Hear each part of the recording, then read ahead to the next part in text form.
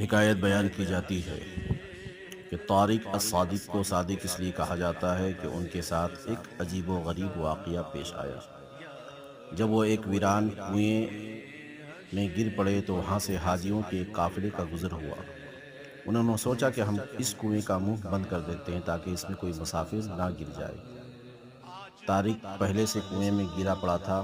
طارق کہتا ہے کہ میں دل میں کہنے لگا اگر تو واقعی ہی سچا ہے تو چپ کر جا، لہٰذا میں خاموش رہا اور حاجی لوگ کنویں کا منہ بند کر کے وہاں سے چلے گئے اور کنویں میں سخت اندھیرا ہو گیا۔ طارق نے اپنے پاس غائب سے 2 چراغ موجود پائے اور اس کی روشنی میں ادھر ادھر دیکھنے لگا۔